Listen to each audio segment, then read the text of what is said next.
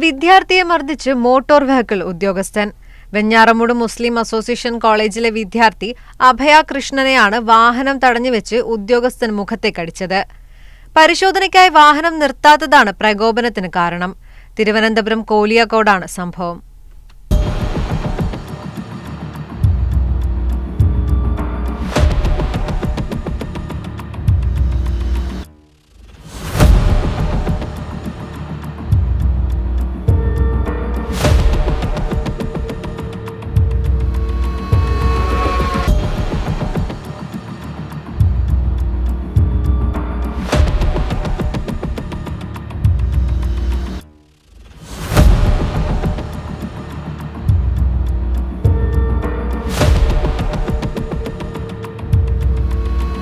എന്റെ പേര് അഭയ എന്നാണ്. ഞാൻ പഠിക്കുന്ന മുസ്ലിം കോളേജിലാണ്, ബിടെക് പഠിക്കുകയാണ്. എന്റെ വീട് പാച്ചറ പള്ളിപ്പുറത്താണ്. അപ്പൊ ഞാൻ അവിടെ നിന്ന് രാവിലെ കോളേജ് വരെയായിരുന്നു.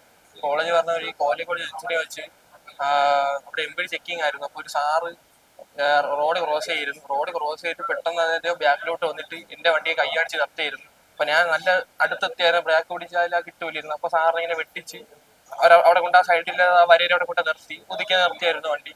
അപ്പോഴത്തേക്ക് സാറിന്റെ ബാക്കിൽ നിന്ന് ഓടി വന്നു എന്നെ ഇവിടെ ഈ ഭാഗത്തിട്ട് 4-5 അടി ഈ ചെവിയിലും മുഖത്തായിട്ട് നല്ല അടി അടിച്ചായിരുന്നു. അതിന് ശേഷം ഞാൻ ഇറങ്ങിയപ്പോൾ സാറ് കൊണ്ട് ഗ്യാസ് എടുക്കാൻ പോവുകയാണ്. ഞാൻ സാറിനെ കൊല്ലാനാണോ വന്നത് അങ്ങനെയുള്ള രീതിയിൽ സംസാരിച്ച് എന്റെ ലൈസൻസ് സസ്പെൻഡ് ചെയ്യും. അത് കഴിഞ്ഞ് എന്റെ ഭാവി വരയ്ക്കും അങ്ങനെയൊക്കെയാണ് സംസാരിച്ചത്. അതിനുശേഷം എൻ്റെ അടുത്ത് പറഞ്ഞു ഇങ്ങനെ ലൈസൻസ് അയച്ചു തരാം. അപ്പൊ ഞാൻ വീട്ടിൽ വിളിച്ച് അമ്മയെ വിളിച്ച് ഇങ്ങനെ പറഞ്ഞു കൊടുത്ത സമയത്ത് എൻ്റെ ഫോം വാങ്ങിച്ച് അമ്മയുടെ മോശമായിട്ടൊക്കെ പറഞ്ഞു, എന്നെയും ചീത്ത വിളിച്ച് കുറെ.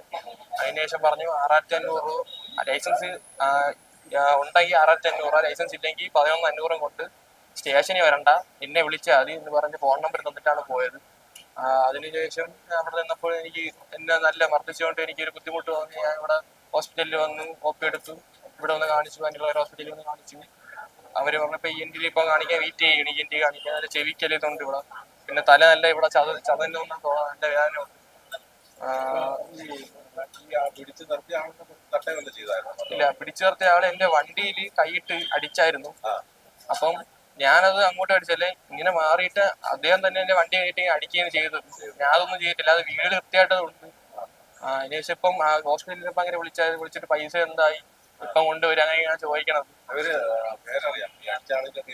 അടിച്ചാളിന്റെ പേര് അറിഞ്ഞൂടാ, പക്ഷെ ഒരു കൂടെ ഉണ്ടായിരുന്ന ഒരു വേറെ സാറുണ്ടായിരുന്നു. അദ്ദേഹം അദ്ദേഹത്തിന് പ്രൂഫുള്ള പേര് കാണിച്ച വിനോദ് അശോകൻ എന്നാണ്. അടിച്ച ആളെ പേര് ഞാൻ നോക്കിയിരുന്നു. പരാതി മുമ്പോട്ട് ഇത് എന്തായാലും ഹെൽമെറ്റിന്റെ പറ്റി ഞാൻ കൊടുക്കും. അതെന്തായാലും കൊടുക്കാൻ അത് നിയമത്തിൻ്റെതായിട്ട് ഞാൻ കൊടുക്കും. അല്ലാതെ ഞാൻ പരാതി എന്തായാലും കൊടുക്കും. കാരണം ഹെൽമെറ്റ് ഇല്ലാത്തതിന്റെ പേരിൽ മർദ്ദിക്കേണ്ട ഒരു കാര്യമില്ല.